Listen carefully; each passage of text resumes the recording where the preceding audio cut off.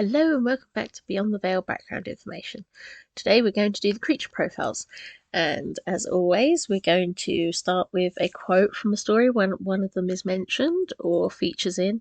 Then I'm going to discuss the actual background information I have, so like the mythology and the folklore behind these creatures, and then I'm going to give you my creature profile for how they appear in the Veil universe.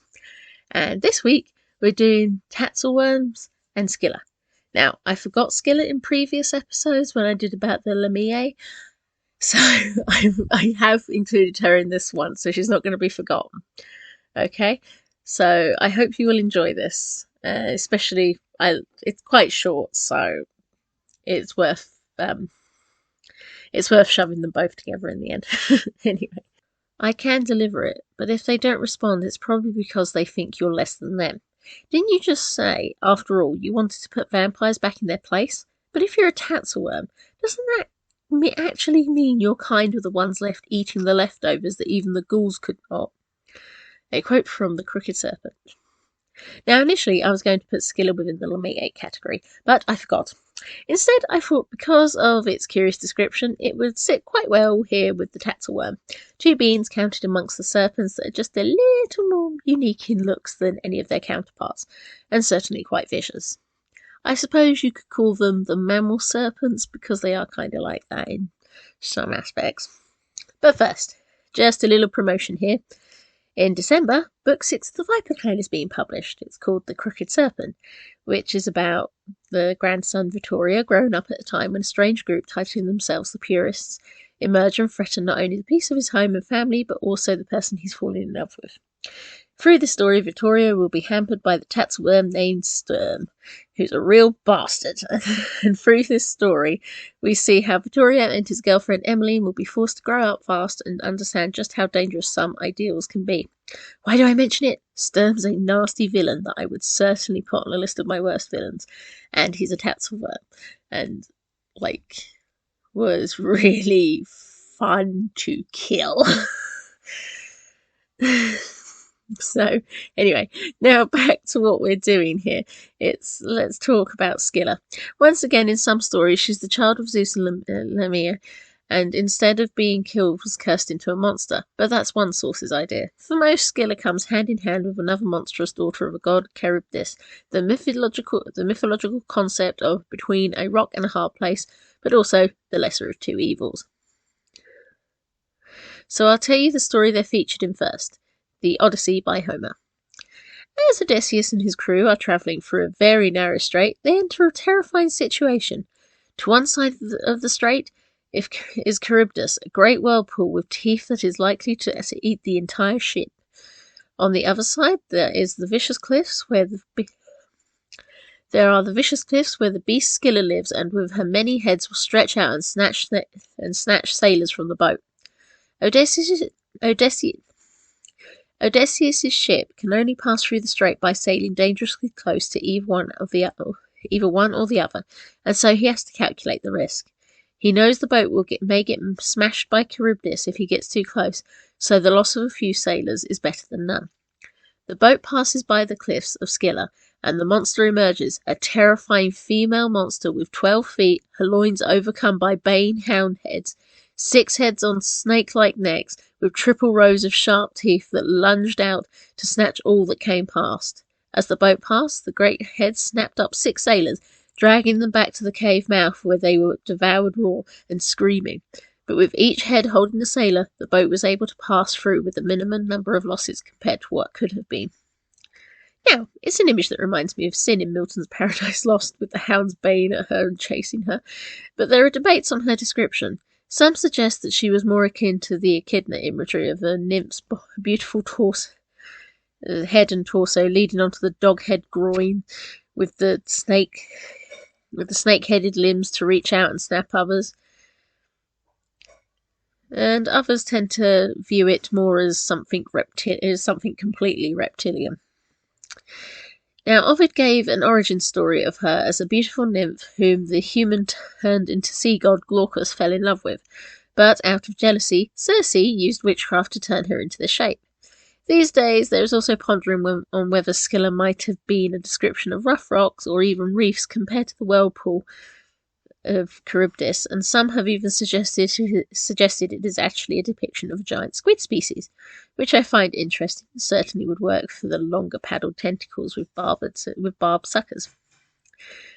Now back to mythology. There are other Scyllas in Greek mythology, including the princess who murdered her father for the love of Minos, but the sources on her origins do vary. Some state she was a Nereid, a water nymph, wanted by Poseidon, but his wife got jealous and turned her into the monster. Some stated that her father was Phorcys and that Hercules then slew her.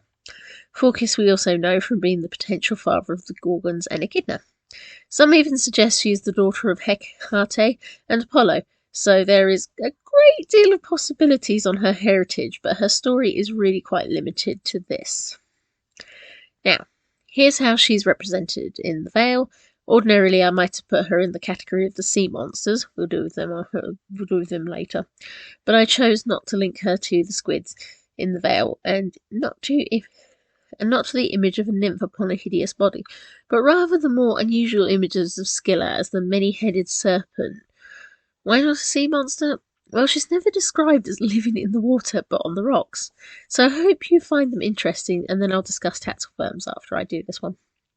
So side neutral, created by Baal. Created for curse for not doing what was wanted. Created when originally a sea nymph who would not bow to Baal, and so she and her people were turned into these monsters.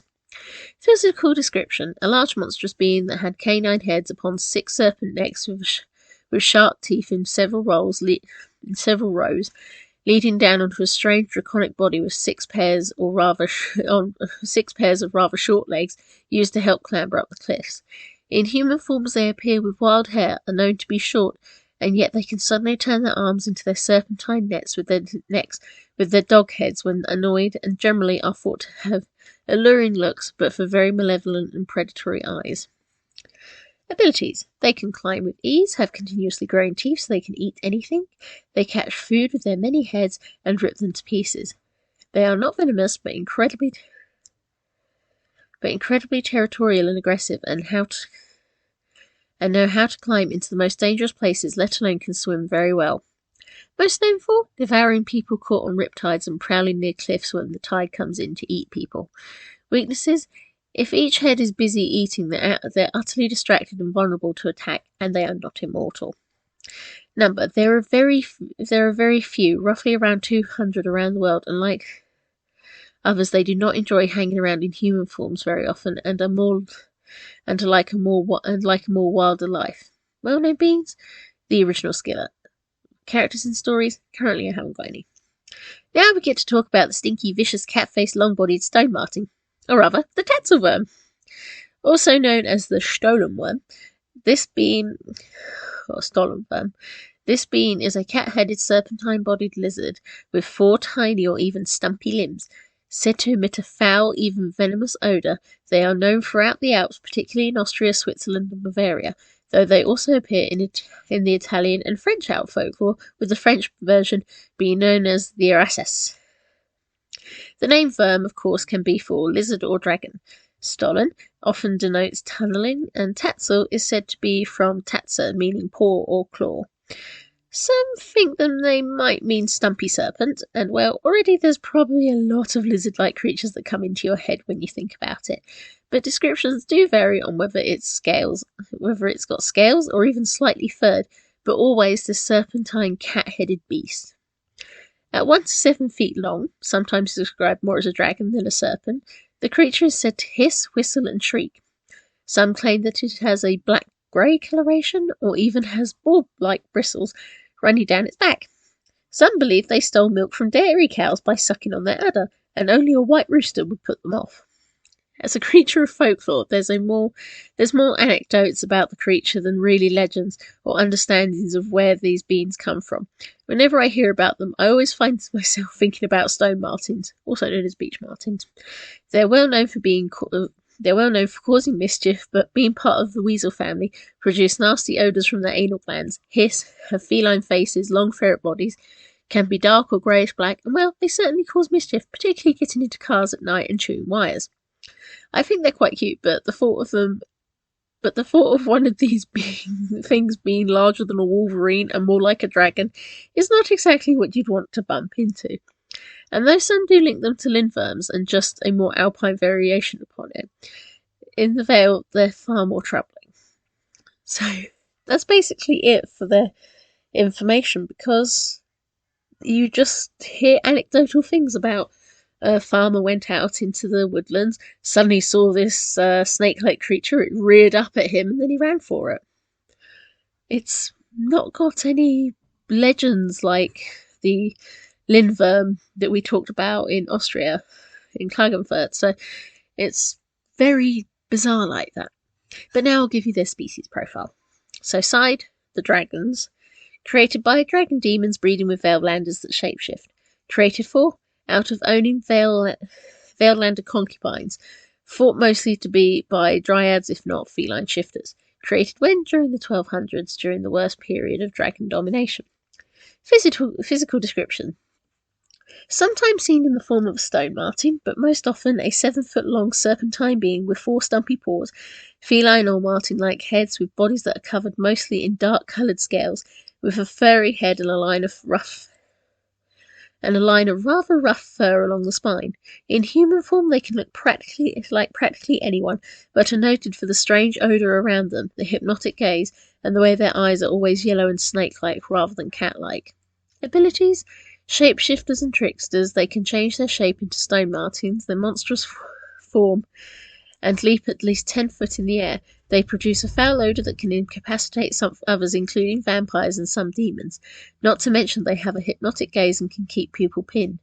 They have a poisonous bite and can change into a much more serpentine form to crush people with their coils, and heal reasonably fast as long as there is food for them to eat. Most known for capturing and hoarding the phoenix to prevent dragons being killed.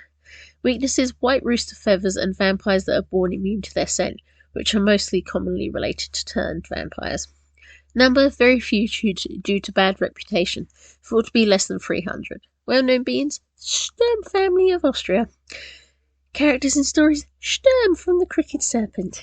And that's all, and I hope you have enjoyed it, and I hope if any of you do get to read the Crooked Serpent, you will enjoy how evil Sturm is. Thank you. Bye.